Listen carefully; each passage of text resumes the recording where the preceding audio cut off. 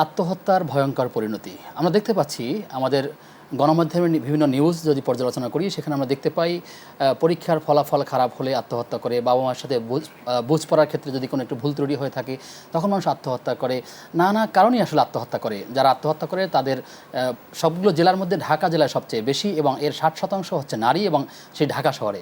আসলে দিন দিন পরিস্থিতি মনে হচ্ছে যেন কঠিনের দিকে যাচ্ছে, কিন্তু আসলে আমরা কি মনে করেছি এটা কিছু সামান্য একটি কবিরা গুনাহ মনে রেখেই কি এগিয়ে যাচ্ছে কিনা? আবার যখন আত্মহত্যা কেউ করছে তখন দেখা যাচ্ছে সেই আল্লাহু আকবার, লা ইলাহা ইল্লাল্লাহ কালেমা পড়তে পড়তে আত্মহত্যা করছে। কত জঘন্য একটি বিষয়। সুতরাং এই বিষয়ে ইসলাম কি বলে আমরা সেই বিষয়গুলো জানবার চেষ্টা করব। আপনিও চাইলে আমাদের সাথে যুক্ত হতে পারেন, নিশ্চয়ই টেলিভিশনের স্ক্রিনে দেখানো নম্বর ফোন কলের মাধ্যমে ইনশাআল্লাহ তারা। এছাড়াও দেশ TV Islamic show Facebook page থেকেও আপনারা কমেন্ট বক্সে আপনার মূল্যবান প্রশ্ন রাখতে পারবেন ইনশাআল্লাহ তাআলা। মোহতারাম, আপনি যেমনটি শুনলেন যে আত্মহত্যার ভয়ঙ্কর পরিণতি, আপনি শুরুতেই বলবেন আসলে আত্মহত্যার ভয়ঙ্কর পরিণতি এবং আত্মহত্যা আসলে কেন করে, যদি সেই পিছনের কারণগুলো একটু বলে নেন অল্প কয়েক কথায়, তারপরে এর পরিণতি কী হতে পারে। বিসমিল্লাহ আলহামদুলিল্লাহ ওয়াসসালাতু ওয়াসসালামু আলা রাসূলিল্লাহ ওয়া বা'দ। ক্বালা আল্লাহু সুবহানাহু ওয়া তাআলা ওয়ালা তাকতুলু আনফুসাকুম ইন্নাল্লাহা কানা বিকুম রাহিমা।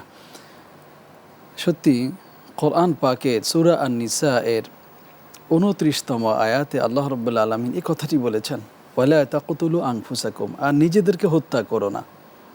ইন্নাল্লাহা কানা বিকুম রাহিমা, নিঃসন্দেহে আল্লাহ রাব্বুল আলামিন তোমাদের প্রতি বড় দয়াশীল, অনেক মায়াশীল, অনেক দয়া মায়া করে রব্বুল আলামিন তোমাকে বাঁচিয়ে রেখেছেন, জীবন উপকরণ দান করেছেন, কল্যাণকর এক অবস্থায় তিনি তোমাকে আসীন করেছেন। অতএব রব্বুল আলামিনের এত দয়ার এত সুন্দর ছায়ায় থেকেও তুমি কিন্তু নিজকে হত্যা করতে যেও না।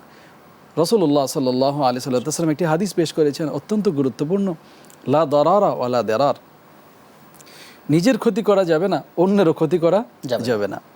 আপনি ঠিক যে কথাটি বলেছেন, আমাদের প্রত্যেকের কাছে খুবই চেনা জানা একটি বই রয়েছে, আল কাবায়ের, কবিরা গুনাহ।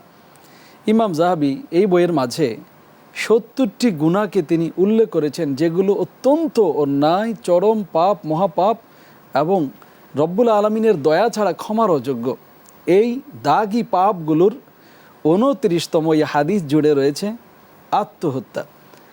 আমরা আসলেই একটা জায়গায় খুব ভুল একটা হিসেব করি, যে আমি মনে করি আমার জীবনটা আমি কোরবান করে দেবো, আমি আমার জীবন ধ্বংস করে দেব, আমি আমার হাত পা কেটে ফেলবো। কিন্তু না, এটা দ্বীন ইসলাম সম্পূর্ণভাবে হারাম করে দিয়েছে। রাসূলুল্লাহ সাল্লাল্লাহু আলাইহি ওয়াসাল্লাম সেটাই বলেছেন, লা দারারা ওয়ালা দারার, নিজের ক্ষতি করা যাবে না, অন্যের ক্ষতি করা যাবে না। কোরআন পাকে আল্লাহ রাব্বুল আলামিন এটি বলেছেন, ইন্নাল্লাহা ইশতারা মিনাল মুমিনিনা আনফুসাহুম ওয়া আমওয়ালাহুম বিআন্না লাহুমুল জান্নাহ। অবশ্যই আল্লাহ রাব্বুল আলামিন ক্রয় করে নিয়েছেন মুমিনের জান এবং মালকে জান্নাতের বিনিময়ে।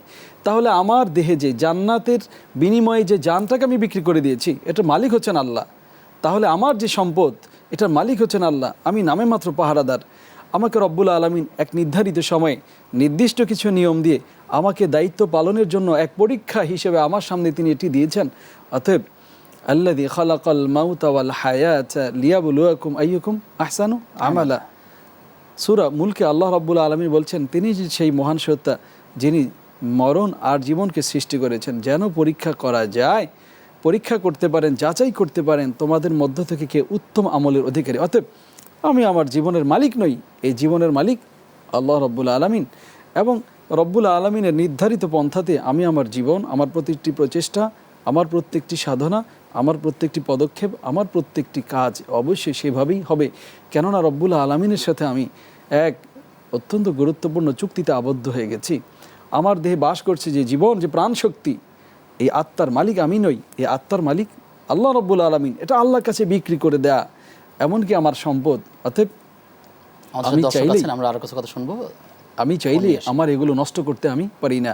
এটি শয়তান, এটি প্ররোচনা। আমরা সামনে এটা আলোচনা করবো ইনশাআল্লাহ।